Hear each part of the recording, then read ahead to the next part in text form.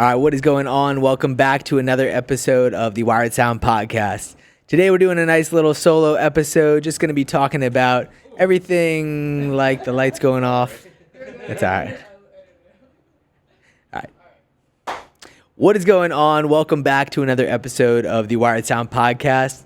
Today, doing a solo episode, just catching up on state of dance music, things that are happening in the music industry, what I've been noticing, trends, things like that. So I got Alexia here in the background who's going to look up some things that are going on in the dance music world. So let's start off with some dance music news. Anything that you're seeing going on that, Let's see. So,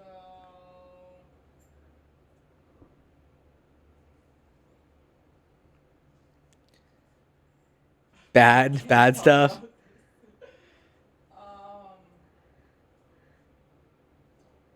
Any beef? Any DJ beef? I know there's always like, yeah, we could just start some DJ beef.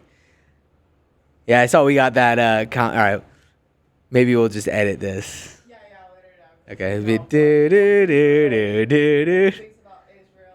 Oh yeah, not good stuff. Okay, all right, not good stuff there.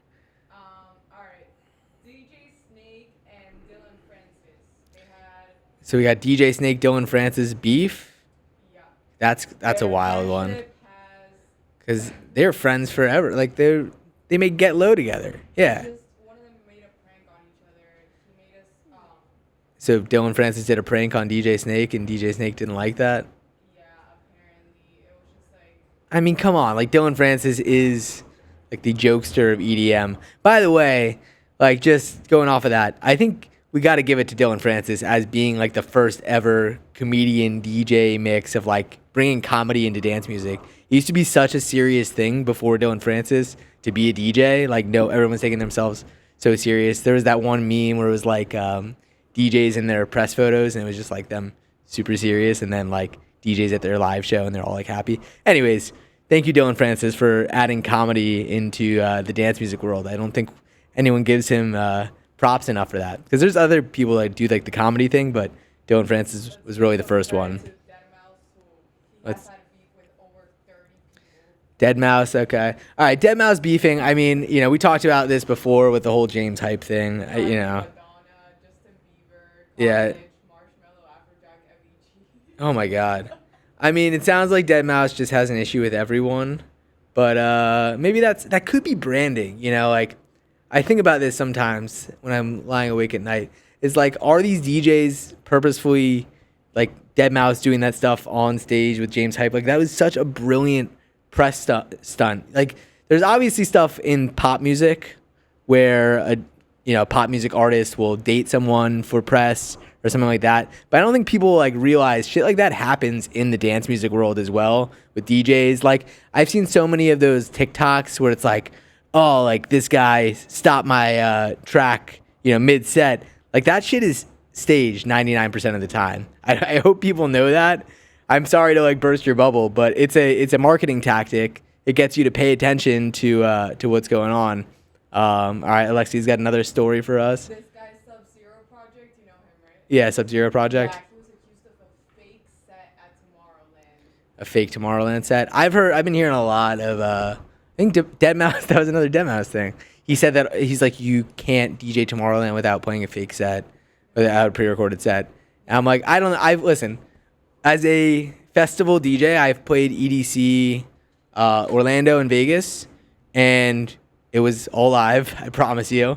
I did use the sync button, calling myself out.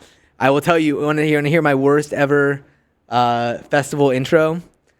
So I was closing EDC, I think it's like 2022, closing one of the big stages, and I was playing after a notable dubstep artist, which I don't know why they'd put a house artist after a dubstep artist, but whatever. Hop up there and plug in, get my intro going, and he had his tracks playing at like 150 BPM. My intro was at like 128 BPM, and it automatically synced to the 150 BPM. So, and mind you, this is in front of like 1,000 people. So I'm freaking out up there. Somehow I recovered, and you have to unsync it and then like adjust the BPM. Only DJs know what I'm talking about here. But it was almost a nightmare scenario. And I say this because I think people forget, like, there's so much shit that is gonna go wrong during a DJ set, and you need to keep a cool head, or else you'll just ruin the whole thing. People don't care, what's going on up there. They just want to have a good time. So even if, you fuck up the intro, don't let that fuck up your whole set. That's like the moral of the story there. And I didn't. I had a great turnout. I had, people were happy, and I don't think anyone else noticed except for me. But as a DJ, you're hard on yourself with stuff like that. So that's seared in my brain a little bit. The reason Deadmau5 said that about the pre-recorded sets is Yeah. because of the fact that big festivals like Tomorrowland, the visuals are always synced. Yeah. I mean, like that's always a thing in dance music, right? They'd say, okay, you have these visuals, they have to be synced. But honestly, now, I don't know. But again, my EDC set, it was all live, and they didn't come up to me and ask. I played EDC main stage also. This is like a while back, and they said nothing about having to, play a recorded I set. think it's more like Tomorrowland. And maybe Tomorrowland, but I mean, EDC main stage was, I saw Deadmau5 at the main stage of BBC. Yeah. Doing everything. Like, I don't know about that. I feel like that might come more from their manager's side, from like the artist manager's side, saying they want it to be perfect, so they pre-record it. But yeah, so I honestly don't know on pre-recorded sets. I will say I played with a lot of big DJs at Dare, and I've only seen one DJ with pre-recorded. I'm not going to name who because I could get in a lot of trouble. But almost all of the biggest DJs are not playing with pre-recorded sets. That's just not, like, that's a misconception. That pre-recorded sets are a thing. Now, we're not making the music live up there. I hope people don't think we're like literally producing, live. Maybe Fred again is, I don't know. But most of the DJs, we're playing edits. We saw that one girl who made that sick edit where it had the Timmy Trumpet sample. We just did a little TikTok on it. yeah. What was it? It was the da da da da da da da da. and it goes to like the I know I should sleep, but the voices in my head go da da da da da. And people were hating on her, and like that is such a sick intro to produce. So I don't know. People, I guess, expect you to do that shit live, which is nearly impossible. Maybe like James Hype, I don't know, could do that shit. But it's a really like impressive thing that she produced that, because that idea. So you got to give DJs credit with that. Like we make edits. We're not doing everything live, but we make these edits special for our shows. So to give you, the audience, a unique experience. So just remember that when you're hitting on a DJ, is that we put a lot into these edits and stuff, so you have a better experience when you're, coming through the sets. So, what do you think about people who argue that clubs are literally just cults? So clubs being cults. I mean, you could say that about anywhere. That would be like saying restaurants are cults, Well, they're saying like or like music is like an energy harvesting. Like you think clubs are evil and stuff. dark energy at the club. I don't know. I play a lot of day clubs. I played that coffee party this weekend, by the way. Fucking roll a clip. But that was like the best energy I've ever played. I will say it was like probably 120 degrees in there. And that was the second time in 2 weeks that I almost passed out after a set. So I think I need to like start hydrating better, or maybe working out. I don't know.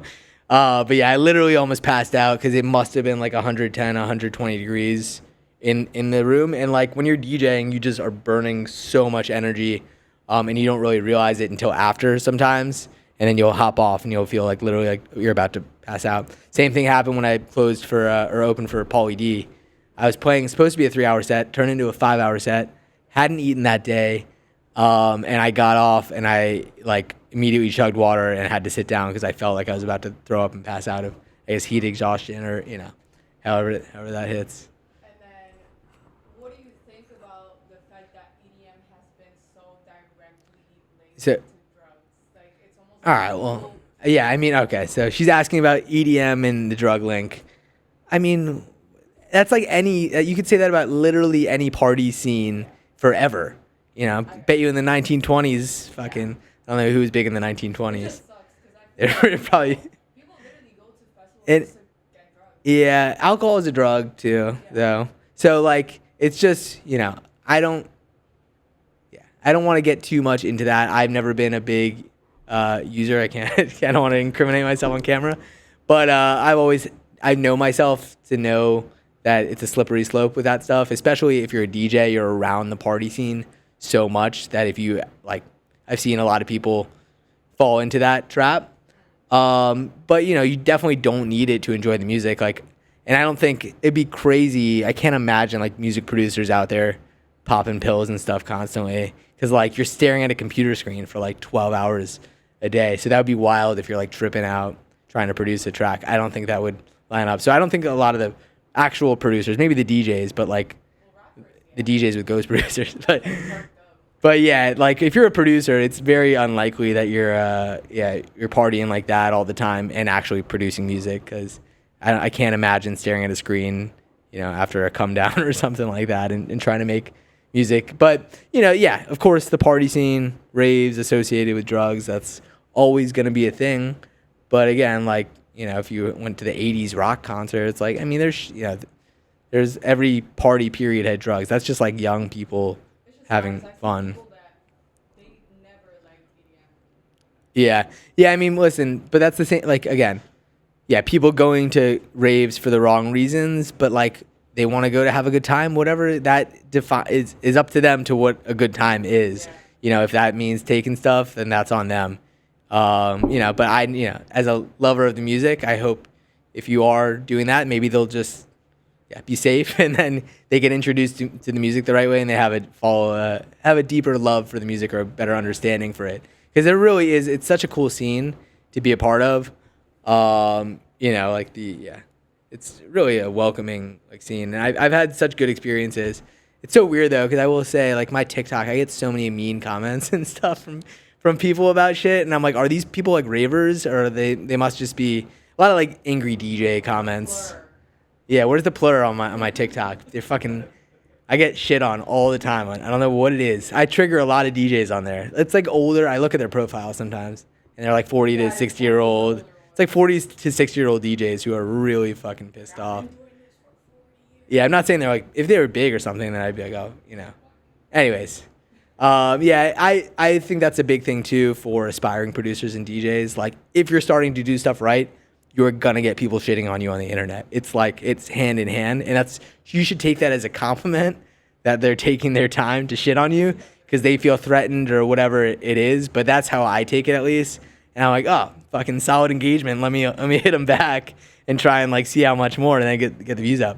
But yeah, don't let that stuff go to your head. Everyone gets hate. I think the first comment on my last video was, "This is a hard watch, bro." This is a hard watch, bro, with a meme of like a guy crying looking at the phone. And I just sent a prayer emoji. I was like, you know, I knew it was a hard watch. It was me making a joke about the Days track. Like, do you think about the days? And I was just like, no more days. You know, I'm done with the days. Whatever. Yeah, I think I saw a John Summit clip, and it was like, you have to be cringy if you're going to make it. It's just like, it's inevitable. Like, you start that way, and you're cringy to everyone, and then eventually people are like, oh, okay. I accept it. Yeah, cringe is, it doesn't, there's different, I guess, generational definitions of cringe, right? Like the millennial, Gen Z, boomer cringe, they're all probably different segments of what cringe would be. And millennial cringe, yeah, all right.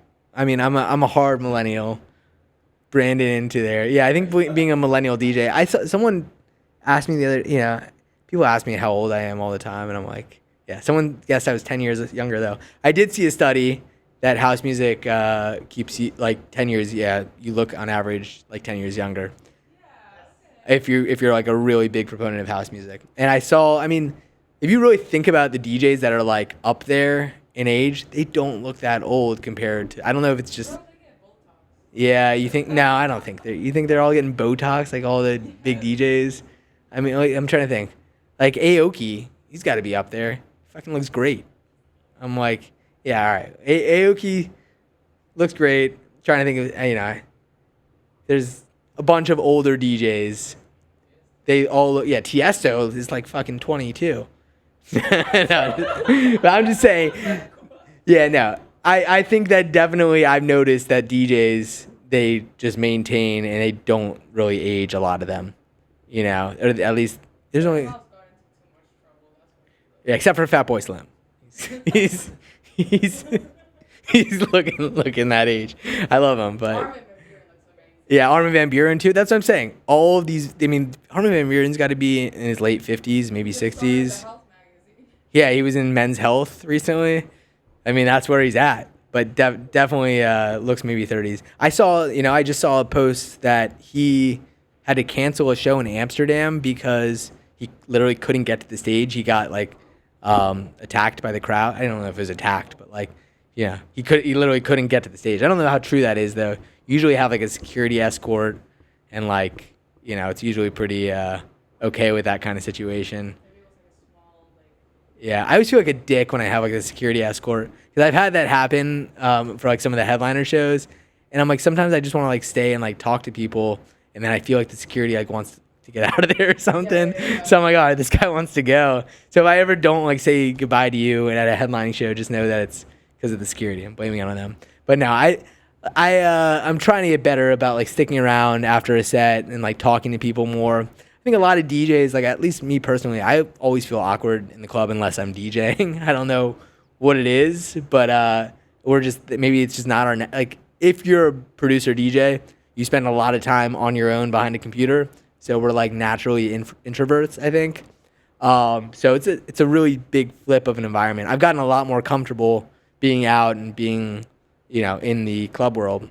But you'll notice, like, if a DJ that you like is not, like, saying hi to you, don't think it's because they're a dick. They're probably just, like, a bit anxious of the situation or not used to, I've seen and used to it. way more social, like Mochak after his like. Yeah, Mocha, working, yeah. talking to people, John Summit. Yeah. I mean, of course, the bigger you get, the more comfortable you, maybe 10 years ago, I would, just go play and immediately leave. Now I stick around. I talk to people, take pictures, and like whatever. I just want to make sure everyone's having a good time.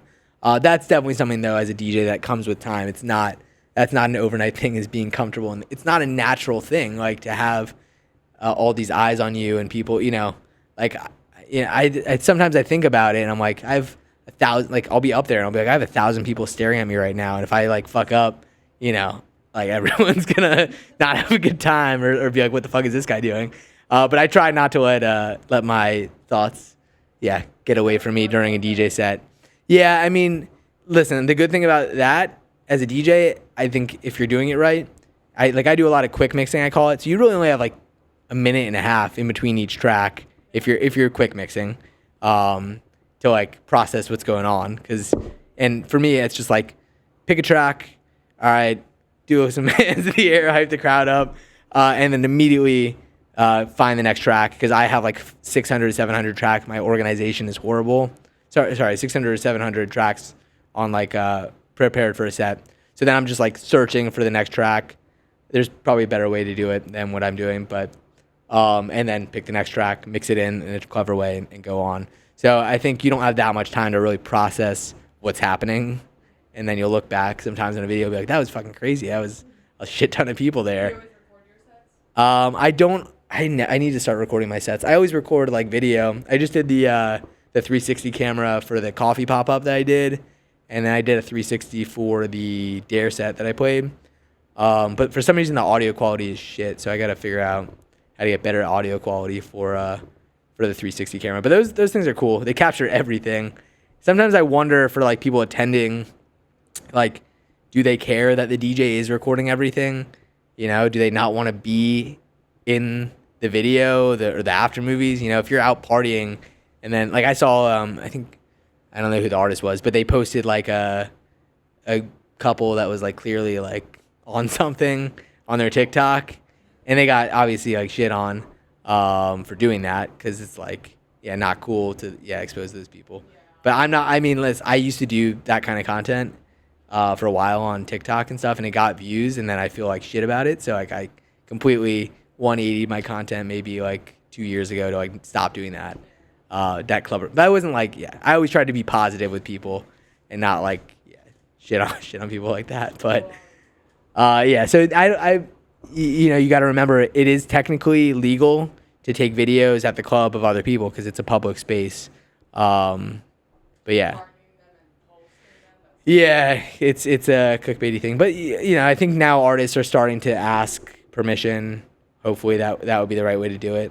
Like I've seen Fisher post a few where it's like Yeah, so a couple in the crowd or like I've only ever seen people get posted if they're rude. if they're rude. Yeah. Oh my God, I saw that Duke Dumont video where some girl in the crowd was holding it up like play Duke Dumont, and he got so pissed off. Yeah, and he was like looking at her, and he was like, "Fucking, this is Duke Dumont."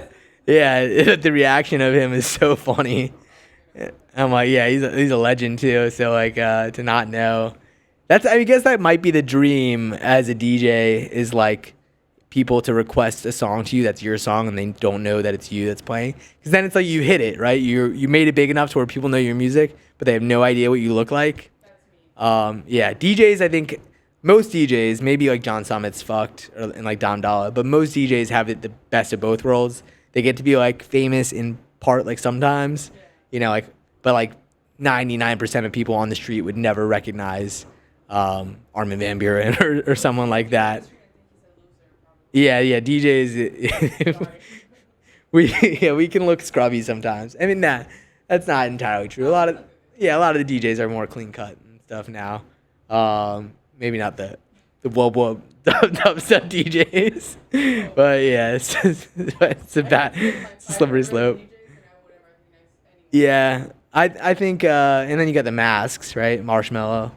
No, didn't just reveal Marshmallow. Everyone knows.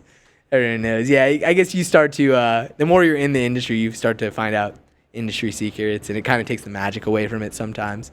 All right, so we're going to flip over to a demo review, and we're doing this every week now, so if you got music you want to share, we'll have guests review it. I'm going to be reviewing it. We're going to be brutally honest, and just to give you a heads up, so we might shit on your music, but maybe we won't. Maybe we'll like it.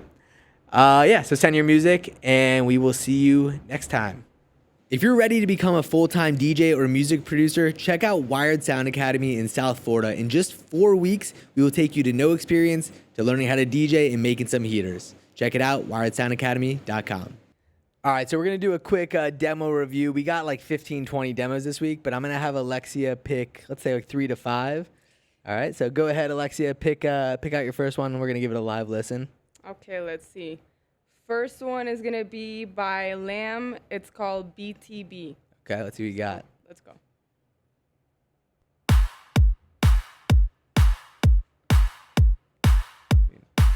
Missing some elements there. Maybe fast forward a little bit to like the break section, like a minute in. Yeah, pretty slow intro. Not crazy about that. All right.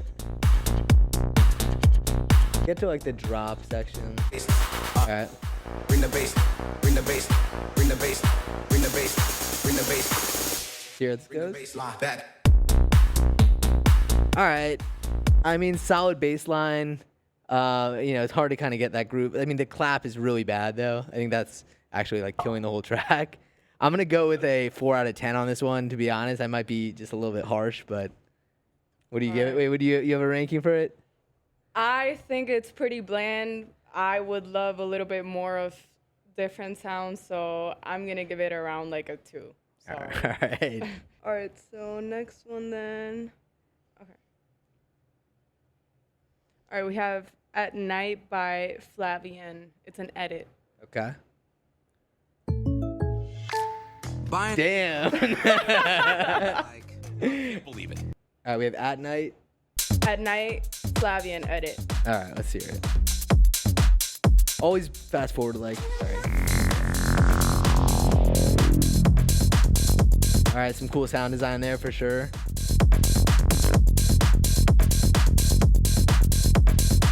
Let's get into that break, yeah. Man, I love me some bass house, so definitely.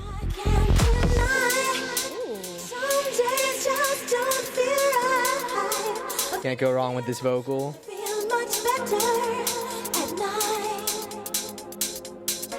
All right, fast forward a bit to the drop.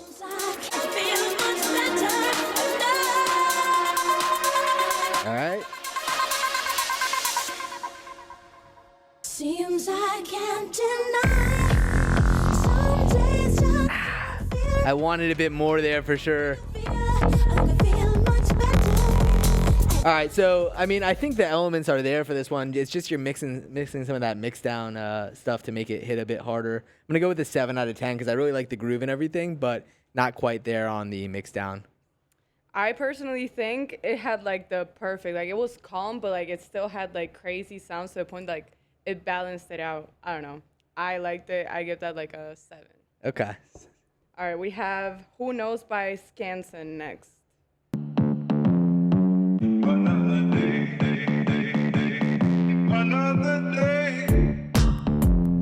No. Sorry. I'm sorry. That's a no for me, dog. That's it. You're done. Yeah, it's just that I could just tell this is underproduced. When I hear a track like this, Yeah.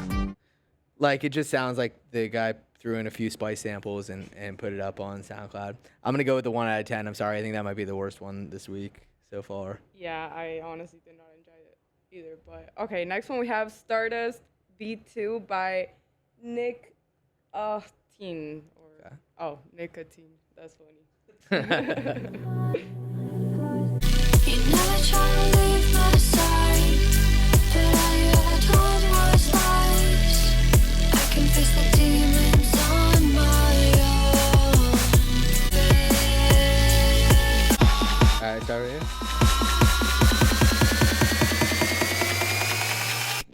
Time flies by. All right. It's hard to tell on the laptop with the low end, but this sounds like a fucking solid track. What I heard on the break was the vocals didn't really need that extra layer. You should make the vocals cleaner. Drop is definitely solid though. I'm gonna go with like a 6.5 out of 10 because that drop definitely hits. I know people that would listen to this. I give this like an 8. I wouldn't listen to it, but I like it. It's pretty good. All right. All right, let's do last one of the week and then gotta hop on to the podcast. All right. We have Temptation on Repeat by It Swims. Okay. Temptation on repeat. So good, so dangerous. Temptation on repeat. You undress me with your silence. Again, poorly mixed. I mean, like, listen, I hear some potential. So good. I want you tangled. Like, I like it better when it's like more minimal like this. Like that synth in the intro is just way too over the top for the track. We just smoke floating. I want you. Let me hear how this goes. Shits. So good, so dangerous. Temptation on repeat. Solid vocal. So I mean, good, so dangerous. but that synth has got to go, in my opinion. That dun-dun-dun-dun-dun. Here, let me hear the second drop real quick. So good, so dangerous. You can fast forward a little bit. So good, so dangerous. Yeah, it just sounds kind of like a too much at once. You undress me with your silence. Can't hear the vocal at all. We just smoke, sweat, and sing. So good, so dangerous. Temptation on repeat. Nah. All right. Yeah. That's like, listen, the vocal is probably the only good thing about the track. I'd scrap everything. I would start over with that vocal. That's honestly what I would do. Maybe the bass line could be something in there, but the synth that you have is just way overpowering. I'm going to give it like a 2 out of 10 currently, but try a new version with that vocal, maybe a little bit more minimal, and maybe you can get it a bit I don't know better. anything music theory, but yeah, it sounds like clashing sounds all the time. And like I couldn't even like, if I couldn't see the waveform, maybe I wouldn't even know that's a drop. So yeah. Yep. So we have a winner. I forgot. It was the 7 out of 10 track. I think it was like the bass house track, but that would be the winner Yeah, that one was pretty good. of the week. Yeah. We'll put it in the caption, but that's the demo review. Sorry if we were a little bit harsh, but I'm just being honest here. And till next week.